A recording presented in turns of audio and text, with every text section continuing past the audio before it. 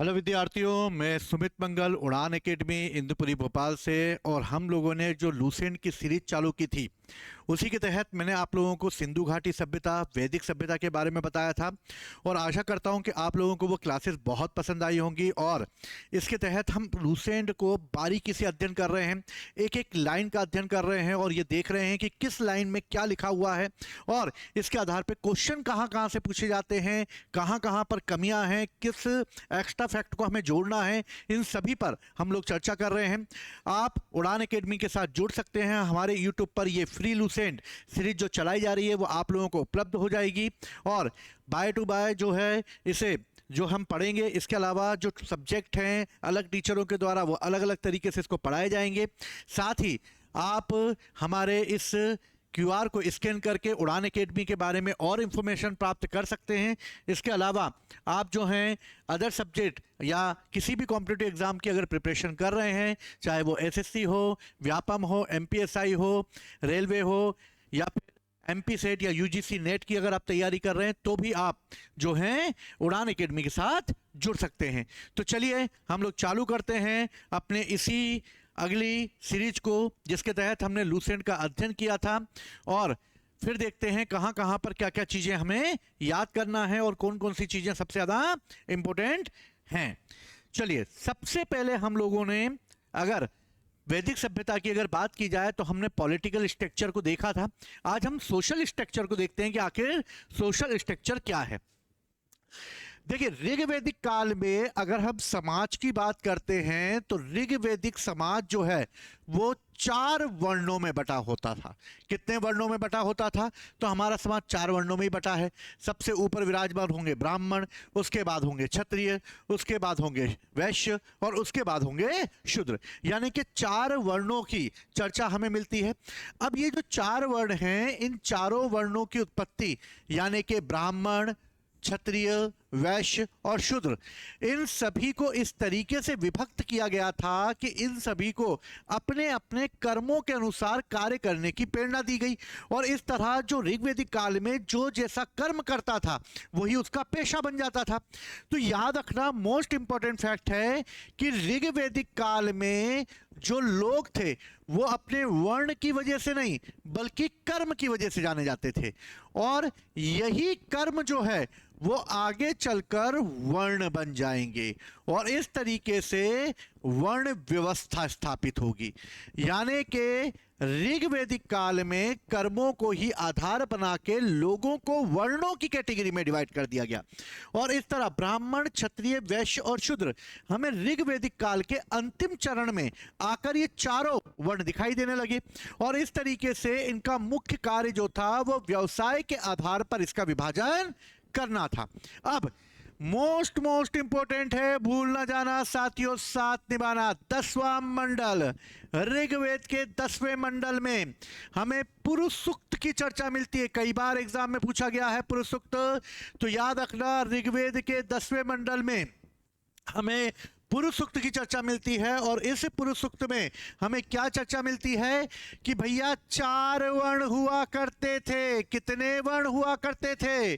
4 वर्ण हुआ करते थे।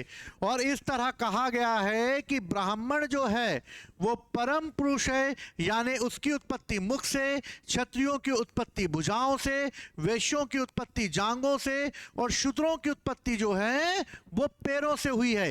यानी पुरुष सूक्त में एक ब्रह्म रूपी शरीर की कल्पना की गई है। और इस ब्रह्म रूपी शरीर के तहत मुख से ब्राह्मणों से, भुजाओं से क्षत्रियों को, जांघों से वैश्यों को और पैरों से किसकी उत्पत्ति मानी गई है? तो पैरों से शूद्रों की उत्पत्ति मानी गई है। और इस तरीके से यह चतुर्वर्ण व्यवस्था स्थापित हो जाएगी। अब आर्य जो हैं, क्योंकि ये कबीले थे और कबीले आपस में लड़ते थे, और लड़ने के लिए क्या चाहिए भैया? पुरुष चाहिए। और कौन लड़ेगा? पुरुष लड़ेगा भैया, महिलाएं नहीं लड़ेंगी। महिलाएं इन्हें खिला पिला के मोटा ताजा करेगी, मार्केट में जाएंगे तबाही मचाएंगे। तो भैया इनका समाज जो होता था वो पितृ प्रधान होता था। क्या प्रधान होता था? पितृ प्रधान। यानी कि यहाँ पर पुरुषों के समान होता था। समाज की सबसे छोटी इकाई परिवार या कुल होती थी। क्या होती थी? परिवार या कुल होती थी। यानी परिवार या कुल के लोग जो हैं वो समाज की सबसे छोटी इकाई मानी जाती थी। यानी सबसे बड़ी इकाई जो है, क्योंकि ये कबीला हुआ करता था। कबीले को क्या कहा जाता था? तो कबीले को कहा जाता था जन। और सबसे बड़ी इकाई क्या होगी ऋग्वेदिक काल में? जन होगी। जन के बाद क्या होगी? तो विश होगी। विश के बाद क्या होगी? तो ग्राम होगी। और ग्राम के बाद क्या होगी? कुल यानी के परिवार होगी। और कुल या परिवार का जो मुखिया होगा वही मेन होगा।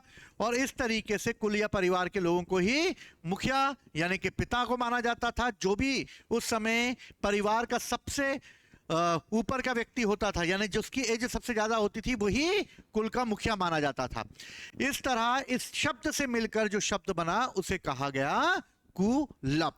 क्या कहा गया? कुलप। स्त्रियां भी इस काल में अपने पति के साथ यज्ञ कार्य में भाग लेती थी। ओ भैया, ऋग्वेदिक काल में महिलाएं भी पुरुषों के साथ यज्ञ में बैठा करती थी। यानी कि भैया कहाँ जा रहे हो? नजर रखूंगी मैं तुमसे। भैया यज्ञ करने जा रहे हो, मेरे को भी ले चलो। तो भैया यज्ञ करोगे, जैसे तुम स्वाहा करोगे पीछे से मैं भी स्वाहा करूंगी।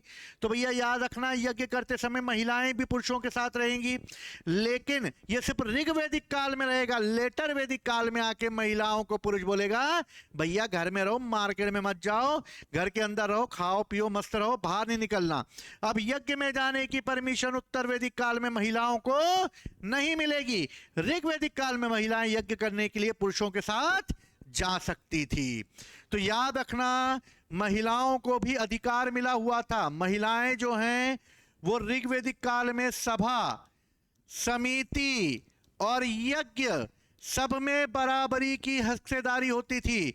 जहां तक कि वेदों के मंत्रों का उच्चारण करने और वेदों के मंत्रों का निर्माण करने या उनकी रचना करने का भी अधिकार इन्हें दिया जाता था। और इस तरीके से कई मंत्रों का निर्माण ऋग्वेदिक काल की महिलाओं ने भी किया है। और इस तरह यहां का समाज बहुत ही अच्छा होता था। ना बाल विवाह होते थे, ना महिला किसी के सामने पर्दा करती थी, खुले में घूमती थी महिला, कोई दिक्कत नहीं है, कोई पर्दा करने की जरूरत नहीं है। तो ऋग्वेदिक काल में अगर माना जाए कि महिलाओं का ग्राफ यहां पे था, तो आने वाले समय में ऋग्वेदिक काल में ये ग्राफ गिरेगा, धीरे धीरे फिर गिरेगा, उठेगा थोड़ा बहुत, जो कि अन्य राजवंशों के समय थोड़ा बहुत वहां के उच्च कुल की महिलाओं को अधिकार दिया जाएगा। और इस तरह महिलाओं का ग्राफ हमेशा गिरता रहेगा। कुछ ही बीच में महिलाएं आएंगी जो कि ऊपर उठेंगी, जो राजकुल से संबंधित होंगी। बाकी महिलाओं को कोई अधिकार नहीं, चार दीवारी के अंदर रखा जाएगा महिलाओं को। और जब अंग्रेजों का शासन चालू होगा, तो अंग्रेजों के शासन में जब शिक्षा प्रारंभ होगी, तब महिलाओं का ग्राफ ऊपर बढ़ेगा। और ऐसा ऊपर बढ़ेगा कि पुरुषों से ऊपर आ जाएगा भैया। मार्केट में पुरुष भैया देखते हैं, स्कूल में सारी लड़कियां टॉप करती हैं, लड़के बेचारे गरीब टाइप के घुग्गू टाइप के पीछे बैठे रहते हैं। लड़कियां सब टॉप कर रही मार्केट में, तो ये लड़कियों का ग्राफ ऊपर हो गया है। अब सब टॉप नंबर पे अब नंबर लेकर आ रही हैं 99.9%। वो 0.1 भी क्यों छोड़ दिया पता नहीं चला भैया। हमारे तो एग्रीगेट मिला लेंगे लड़कों के तो नहीं बन पा रहे भैया इतने, है ना। तो भैया बाल विवाह पर्दा प्रथा का प्रचलन नहीं होता था। फुल एकदम एंजॉय, फ्रीडम था महिलाओं को पूरी तरीके से। विधवा अपने मृतक पति के छोटे भाई यानी के देवर के साथ विवाह कर सकती थी। और देवर के साथ जो विवाह कर सकती थी, इस प्रथा को कहा जाता था नियोग प्रथा। और इस तरह नियोग प्रथा का मतलब है, जब किसी कारण से किसी महिला के पति की मृत्यु हो जाए, तो ऐसी कंडीशन में वो महिला अपने देवर के साथ रहकर पुत्र प्राप्त कर सकती थी। यानी कि मेन उद्देश्य क्या था इस नियोग प्रथा का? नियोग प्रथा का मेन उद्देश्य था कि पुत्र प्राप्त हो सके। इसलिए भैया ये प्रथा हमारे एंशिएंट साल से चलती रही और दनादन आज तक चल रही है भैया। पुत्र प्राप्त हो हैं। तो भैया आज तो लड़कियां साथ देती हैं, लड़के तो भैया लड़की के चक्कर में ही बाहर चले जाते हैं, मतलब घर छोड़ के चले जाते हैं। नई नई शादी हो जाती है भैया, हम तो अलग रहेंगे। ठीक है, चलो। स्त्रियां शिक्षा ग्रहण कर सकती थी। ओ हो, ऋग्वेदिक काल में फुल पावर है महिलाओं के पास एजुकेशन प्राप्त होने। ऋग्वेद में लोप मुद्रा, घोषा, सिक्ता, अपाला, विश्ववारा जैसी कई विदुषी महिलाओं का वर्णन मिलता है, जो कि गार्गी जो है, महिलाएं जो हैं वो इस समय वेदों की रचनाएं किया करती थी। यहां तक कि गार्गी और याज्ञवल्क्य के बीच में हमें एक संवाद भी मिलता है, और याज्ञवल्क्य गार्गी संवाद मोस्ट इंपॉर्टेंट है। यह हमें बृहदारण्यक के उपनिषद में मिलता है। ठीक है, तो बृहदारण्यक के उपनिषद में हमें याज्ञवल्क्य गार्गी संवाद मिलता है, और याज्ञवल्क्य गार्गी संवाद में यह बताया गया है कि दोनों के बीच जनक के दरबार में एक बार विवाद उत्पन्न हो गया, जिस पर याज्ञवल्क्य ने साफ साफ चिल्लाकर बोल दिया, अगर बेटा तू साथ नहीं हुई तो मैं तेरी खोपड़ी फोड़ दूंगा। एकदम क्लियर चेतावनी दी थी याज्ञवल्क्य और गार्गी के बीच का जो वाद विवाद हुआ था।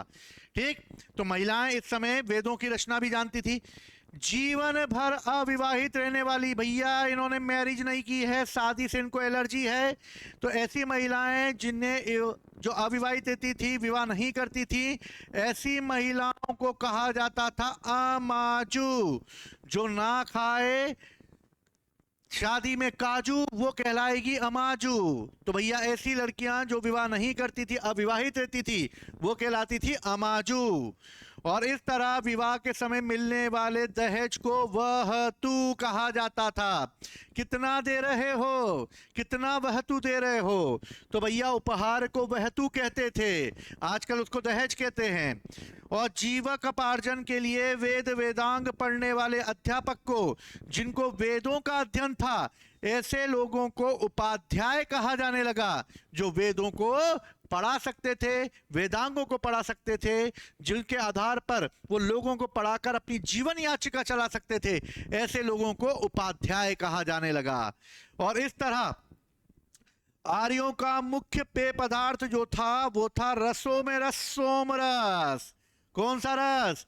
सोमरस। और यह वनस्पति से यानी कि कई औषधियों से मिलकर बनाया जाता था, और सोमरस अपने आप में एकदम बेहतरीन। तो भैया सोमरस की चर्चा हमें ऋग्वेद के 9वें मंडल में मिलती है, जो सोम देवता को समर्पित है। और इस तरह इस समय जो कपड़े पहने जाते थे वो 3 प्रकार के होते थे, वास, अधिवास और उष्णीन। यानी कि नीचे के कपड़े, ऊपर के कपड़े और उन्हें ढकने के लिए कपड़े होते थे। अंदर पहनने वाले कपड़ों को नीवी कहा जाता था। तो भैया अंडर गारमेंट भी होते थे इस समय, तो भैया जो अंदर पहनने वाले कपड़े थे उनको नीवी कहा जाता था। वास, अधिवास और उष्णीन ऊपर पहनने वाले कपड़े हुआ करते थे। आर्य मनोरंजन के लिए संगीत, रथ दौड़, घुड़दौड़, इन सब को धुतकीड़ा एकदम फुल एंजॉय करते थे। पबजी वबजी होता ही नहीं था इस समय, बकायदा संगीत वंगीत रथ दौड़ करके किया करते थे, आपस में रथ धुतकीड़ा किया करते थे। आर्यों का मुख्य व्यवसाय याद रखना भैया पशुपालन एवं कृषि हुआ करता था। अब ये क्वेश्चन कई बार आता है, तो याद रखना ऋग्वेदिक काल में आर्यों का मुख्य पेशा क्या था? तो मुख्य पेशा था पशुओं को पालना। लेकिन जहां पर उत्तर वैदिक काल आता है, उत्तर वैदिक काल में इनका मुख्य पेशा हो जाएगा एग्रीकल्चर। यानी कि पशु इस समय पहले नंबर पर ऋग्वेदिक काल में, और उत्तर वैदिक काल में कृषि पहले नंबर पर होती थी। पशु जो होते थे, इन पशुओं के अलावा ये एग्रीकल्चर भी करते थे, लेकिन एग्रीकल्चर इनके दूसरे नंबर का पेशा होता था। और ये लोग लेटर वैदिक काल में भी पशुओं को पालते थे, तो पशुओं इनका दूसरा पेशा होता था। यानी जो पहला था वो इस समय दूसरा हो गया, दूसरा था वो इस समय पहला हो जाएगा। तो याद रहेगी ये बात। तो याद रखना भैया, इस समय पशुपालन एवं कृषि जो है वो मुख्य पेशे के रूप में अपनाया जाता था। ठीक है, चलो एक चार्ट ये छूट गया था, इसको हम लोग देख लेते हैं भैया। उपनिषदों की संख्या कितनी बताई गई है? तो उपनिषद हैं 108। पुराणों की संख्या कितनी बताई गई है? तो पुराणों की संख्या है 18। सबसे पुराना पुराण जो है वो मत्स्य पुराण है। वेदांगों की संख्या कितनी है? 6 है। शिक्षा, कल्प, व्याकरण, निरुक्त और छंद और ज्योतिष चलिए आगे बढ़ते हैं, ये एक और चार्ट देख लेते हैं भैया क्या बोल रहा है ये चार्ट। चार्ट क्या बोलता है? चार्ट बोलता है दर्शन, यानी कि इस समय दर्शन क्या हुआ करते थे, फिलॉसफी क्या हुआ करती थी, इस पर बात करते हैं। तो भैया दर्शन क्या है तो इसको हम देख लेते हैं। सबसे पहले चार्वाक दर्शन है, जिसे चार्वाक नहीं दिया है। योग पतंजलि का दर्शन है, 8 प्रकार के योग बताए गए हैं। सांख्य सबसे पुराना जो है दर्शन है जो कपिल का है। न्याय गौतम का है। पूर्वी मीमांसा जैमिनी की है। उत्तरी मीमांसा बादरायण की है और वैशेषिक कनाद का है। तो भैया ये याद रखना, चार्वाक दर्शन चार्वाक ने दिया था, योग पतंजलि का है, सांख्य कपिल का है। इसको हम आगे और अच्छे से पढ़ेंगे। न्याय गौतम का है, पूर्वी मीमांसा जैमिनी की है, उत्तरी मीमांसा बादरायण की है, वैशेषिक कनाद की है। जोड़ी मिलाने को आता है, याद रखना, इंडिविजुअल भी आ जाता है, भूल ना जाना साथियों, साथ निभाना, ठीक है। चलो आगे बढ़ते हैं हम लोग। अब क्या मार्केट में तहलका मचाने आने वाला है भैया। तो भैया याद रखना, इस समय पशुओं को पढ़ाया जा, मतलब पशु जो होते थे वो मुख्य व्यवसाय हुआ करता था। इस समय ऋषि कनाद जिन्होंने वैशेषिक दर्शन दिया, इन्होंने भारतीय में परमाणुवाद का जनक माना जाता है। तो भैया कनाद को क्या माना जाता है? परमाणुवाद का जनक माना जाता है। गाय को अघन्या कहा जाता था। अघन्या मतलब ना मारने योग्य, यानी एक ऐसा पशु जिसे मारा ना जा सके। अघन्या, घायल मत कर देना गाय को, अघन्या है वो। गाय की अगर हत्या कर दी या उसे घायल कर दिया तो ऐसे के लिए वेदों में सिर्फ एक ही है। वेदों ने कहा है अगर गाय को बेटा दंडित किया, गाय को मारा, गाय को घायल किया तो याद रखना मृत्यु दंड मिलेगा, और या तो फिर देश से निकाला कर दिया जाएगा, जीवन भर ठोकर खाते खाते मर जाओगे। और इस तरीके से मृत्युदंड और देश से निकाला दिया गया। वैदिक काल में एक धनी व्यक्ति को गोमत कहा गया है। तो याद रखना धनी व्यक्ति के लिए क्या शब्द प्रयोग किया गया है? गोमत शब्द प्रयोग किया गया है। आर्यों ने सबसे प्रिय पशु, सबसे उपयोगी गाय है, सबसे प्रिय पशु घोड़ा है। टुकड़ुक टुकड़ुक टुकड़ुक करके हुए जाएंगे। तो आर्यों के समय घोड़ा होता था, याद रखना। अब मुझे बताओ कि मैंने सैंधव काल में बताया था तुम लोगों को, क्या सैंधव काल में घोड़ा होता था? अगर होता था तो इसके एविडेंस कहां से मिले हैं, यानी इसकी जानकारी हमें कहां से मिलती है? तो कमेंट बॉक्स में आप बताना कि सैंधव काल में जो घोड़ा पाया गया है या घोड़े के अवशेष पाए गए हैं वो कहां से मिलते हैं, ठीक है। चलिए इस समय प्रिय देवता की भी बात कर लेते हैं। अगर पशुओं की बात हो गई तो प्रिय देवता हो गए इस समय इंद्र। तो याद रखना ऋग्वैदिक काल में अभी पावरफुल देवता एंट्री नहीं मारेंगे, अभी ब्रह्मा विष्णु महेश जी नहीं आएंगे, अभी सबसे पावरफुल देवता इंद्र आएंगे। और इंद्र सबसे बेहतरीन टाइप के देवता होंगे। इंद्र, अग्नि, वरुण, अश्विनी, ये देवता जो है पावरफुल होंगे ऋग्वैदिक काल में। लेटर वैदिक काल में इनकी गद्दियां हिला देंगे सब लोग और नए देवताओं का आगमन हो जाएगा। आर्यों के द्वारा खोजी गई धातु जो है वो लोहा थी, ठीक है। इन्होंने लोहा कब खोजा? तो लोहे के एविडेंस ये माने जाते हैं कि 1000 बीसी में लोहा पहली बार आया होगा, यानी ऋग्वैदिक काल का अंत हो रहा होगा, उत्तर वैदिक काल प्रारंभ हो रहा होगा। और इस तरह यूपी के अतरंजी खेड़ा से हमें पहली बार लोहे के एविडेंस मिलते हैं। और लोहे को भैया वेदों में कहा गया है श्यामयश और तांबे को कहा गया है लोहित अयस। तो श्याम अयस और लोहित अयस, इसकी जानकारी हमने कहां मिलेगी? वेदों में मिलेगी। तो लोहे के लिए श्याम अयस और भैया तांबे के लिए लोहित अयस का प्रयोग किया गया था। भारतीयों को लोहे का ज्ञान ईसा पूर्व 8वीं सदी में प्राप्त हो गया, ये कई लोगों का तथ्य नए तरीके से लाए गए हैं, लेकिन 8वीं सदी में ईसा पूर्व ये कहा गया, लेकिन 1000 बीसी में ही हमें इसके तथ्य मिले हैं। अब देखो ऋग्वैदिक काल में कुछ नदियां होती थी, नदियों को याद रखना, मार्केट में बहुत बार पूछी जाती हैं। भैया अफगानिस्तान में बहती थी कुंभा, ऐसे बना ले चार्ट। तो भैया अफगानिस्तान से बहकर आने वाली, पाकिस्तान में बहने वाली ऐसी नदियों को क्या कहते थे? तो भैया याद रखना ऐसी नदियों को अलग अलग नामों से जाना जाता था, जैसे यहां पर कुंभा नदी आकर बहेगी, ठीक है, काबुल जिसको कहते थे, यानी कुंभा को काबुल कहते थे, कुंभ को कुर्रम कहते थे, अभी कुर्रम कहते हैं। वितस्ता, तो भैया झेलम नदी को वितस्ता कहा जाता था। ये रही हमारी वितस्ता। वितस्ता नदी जो है वो किस में मिलेगी? तो वितस्ता नदी जो है वो इंडस रिवर में मिलेगी। ये आ गई सिंधु नदी लहलहाती हुई, पाकिस्तान की जीवन रेखा, और ये लहलहाती हुई वितस्ता नदी आ गई, ठीक है। और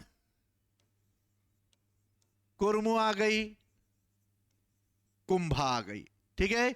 तो वितस्ता यानी झेलम, अस्कनी यानी के चेनाब, तो भैया चेनाब बहती हुई आएगी और चेनाब जो है वो आकर बढ़ेगी, आगे बढ़ेगी। तो चेनाब को क्या कहा जाता था? अस्कनी कहा जाता था चेनाब को। पारुष्णी यानी कि रावी, रावी जो है वो रोहतांग दर्रे से निकलती थी, ठीक। झेलम हो गया, चेनाब हो गई, रावी आ गई, तो ये रावी आ गई, ठीक है। रावी जो है रोहतांग दर्रे से निकलती थी, रावी नदी को कहा जाएगा? पारुष्णी कहा जाएगा, ठीक है। तो झेलम, चेनाब, रावी, व्यास आएगी अब विपासा, ये विपासा नदी आ गई, विपासा नदी, तो ये हमारी विपासा आ गई। फिर सतुर्दी, सतलज आएगी, सतलज ये आ रही बहती हुई, और ये सतलज नदी बहती हुई आ रही, ठीक। रावी नदी सतलज में मिल जाएगी और ये जाके मिल जाएगी, और ये चेनाब, चेनाब यानी अस्कनी के रूप में आकर ये सिंधु नदी में मिल जाएगी। तो झेलम, चेनाब, रावी, व्यास और सतलज, सतलज मतलब कि यहां पर है सतलज का नाम सतुर्दी।